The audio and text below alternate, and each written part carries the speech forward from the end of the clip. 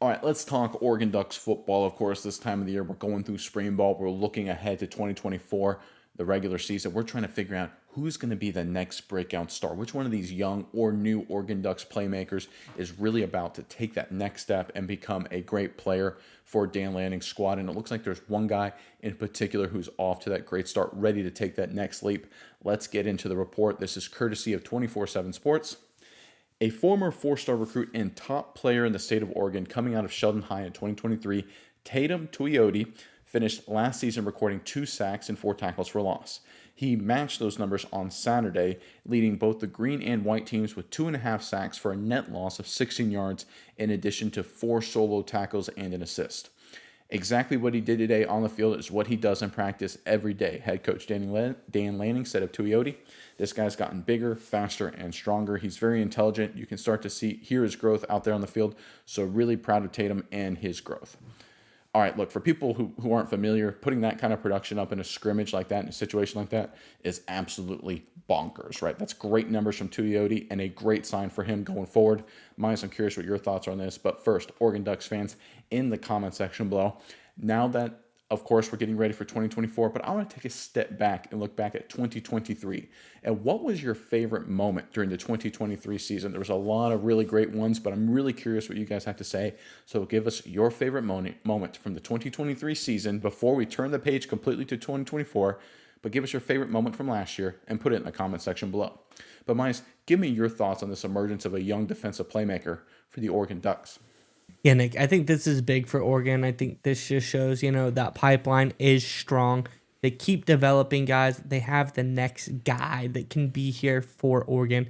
Comes in early on, not quite as much production as you'd want in his first season, but it seems like in season number 2, this guy is starting to put it together. Like he said, he is getting bigger, faster, and stronger, according to Dan Lanning. This is a guy who's putting it all together. You can hear his voice out there. He's being a leader on the field on that defensive line.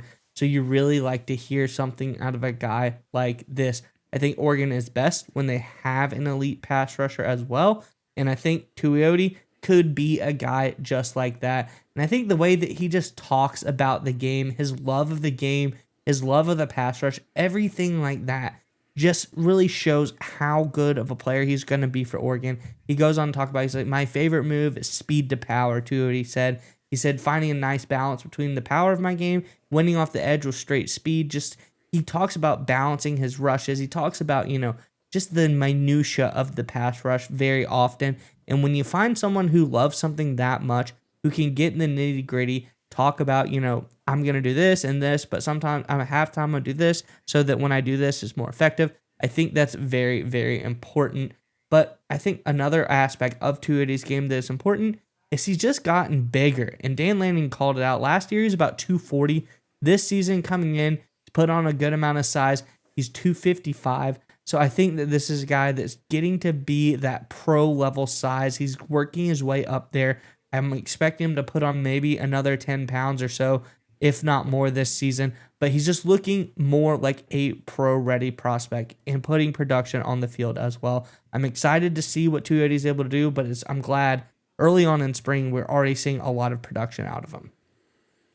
Yeah, I think one of the tells, if you're looking for a guy going from his freshman year to his sophomore year, if he's going to take that next step and become a star, one of the tells you're looking for is, does the game slow down, right? Because obviously being a freshman, if everything's going 100 miles an hour, you're just kind of, just trying to keep your head above water, right? You're just kind of scrambling around doing whatever you can do. One of the things I look for, especially in spring ball, is like, all right, does the game slow down? Are they able to actually understand what's happening in front of them? Are they able to understand what's happening around them? Are they able to communicate better? Are they able to actually come up with strategies and plans, right? Because when the game's 100 miles an hour as a freshman, you're not thinking, you're just doing. You just don't even know if you're doing the right thing or the wrong thing. You're just going out there trying to make a play, trying to figure it out. You're not, there's no real tactical things you're going through in your head.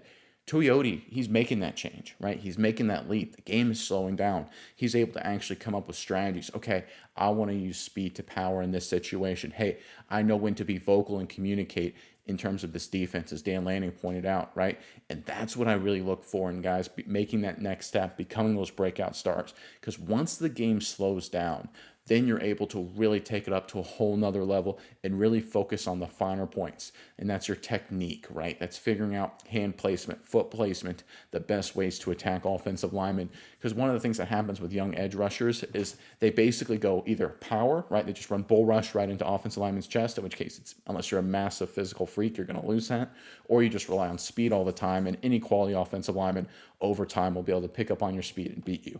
But if you can slow the game down and focus on speed to power and other moves like that, you can really give opposing offensive linemen fits, because that is, in my personal opinion, I played offensive lineman in college, the most devastating move you can do to someone is a variable speed to power.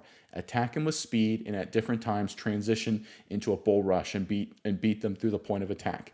That is so tough for an offensive lineman to block, because you're kick stepping, right? You're trying to get depth to counter the speed. And if at different times they then go into your chest, you're on your heels, you're in a tough position there. So I really love the fact that this game is slowing down for this kid and he's willing and able to take advantage of it. I think it's a great sign for him and a great sign for the Oregon Ducks defense going forward.